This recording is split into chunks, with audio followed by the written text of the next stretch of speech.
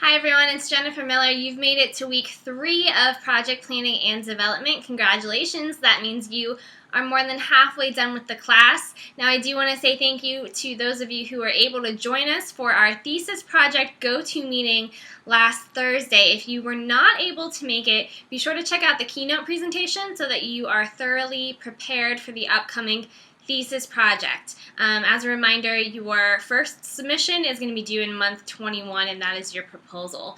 Now, before we start talking about week 3's assignments, at this point in the class, I usually like to give you guys a quick reminder, just in case you don't know already, that online students have the opportunity to get a Full Sail ID badge. It looks like this. Why might you want an ID badge? Well, first of all, there are a ton of student discounts all across the country. And I think if you started asking around at some of the restaurants or different services that you already frequent, I think you'd be surprised at the number of discounts you could actually get. You guys are paying a lot of money to go to school. You might as well take advantage of some of those college student discounts. The other reason why it is a good idea to have an ID badge is related to what we're talking about in week 4, which are your forms and releases. For example, if you are going to a potential location and you are meeting with the location's manager to have your release form signed, having your ID badge with you is a good way to prove you are who you say you are. In other words, prove you are a student of Full Sail working on a student project. So it's great to have those credentials with you when you are meeting with people during negotiations or during production. There's information on how to get your ID badge in references, and it's just $10 and they'll mail it right to your house. Okay, so let's start talking about what we are working on in week 3. Now, the first thing we are going to talk about is your discussion this week. It's going to be a little bit different than our previous discussions, which were in FSO. We're taking you guys out of FSO into a new program called VoiceThread.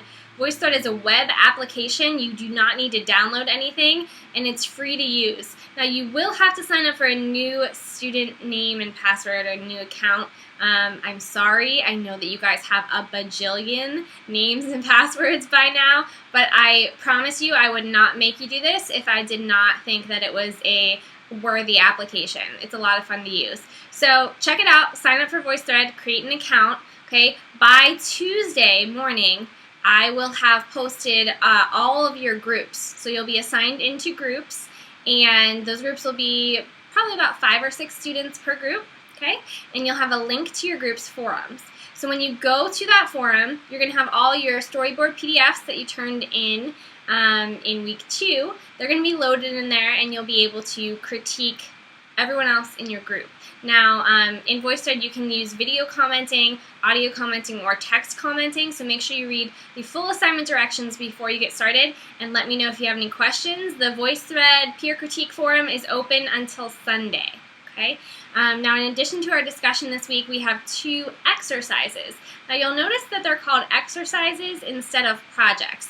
That's because usually the weights are a little bit lighter, and in addition, exercises are more focused on following directions and paying close attention to detail than maybe theory and substance, if that makes sense. So we're kind of doing a little bit more on the paperwork front. The first exercise is your budgeting exercise. Now, we're not doing a budget in the traditional sense. So in other words, I'm not asking you how much is in your bank account, how much you want to bid, or we're not talking about what percentages are going to weigh within the different categories. We're going to try to keep it as basic as possible because I know that for most of you, this is your first time using the Movie Magic Budgeting 7 application. This is an application that was given to you in your Launchbox package, so we definitely want to take advantage of it. Because I know that you guys are new to this application, we've kept the assignment fairly basic.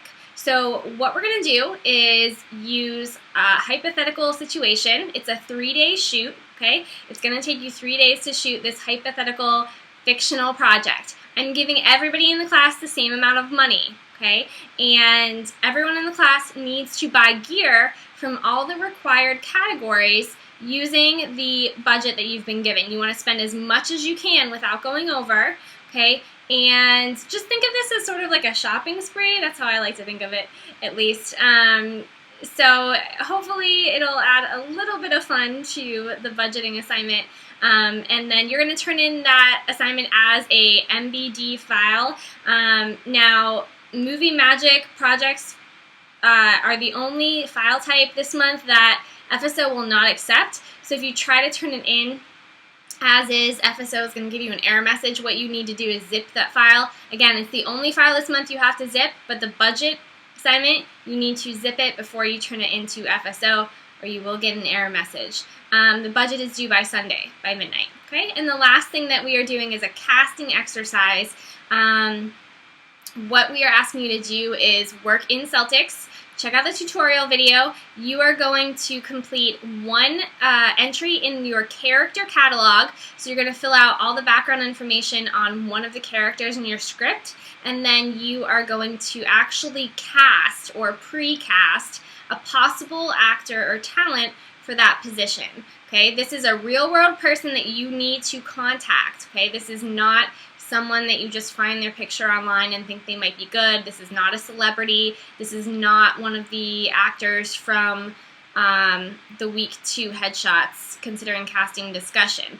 This is an actual real person that you find and talk to. Now you can cast them online as long as you're actually talking to them, okay? You're going to fill out that actor catalog. Now if you're thinking, I'm totally confused because if I think about my script, I don't have a character, I only have a narrator, and I don't have actors or anything like that, check out the assignment directions. There's little what-if categories that will hopefully answer that question for you. And if you're still having confusion, just let me know.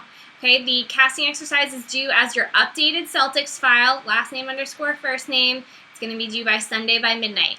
And that is everything for week 3. Whew. Okay, so I hope you guys are trucking along, and if there's anything at all that I can help you with, please don't hesitate to let me know. Have a great week, and I'll see you online.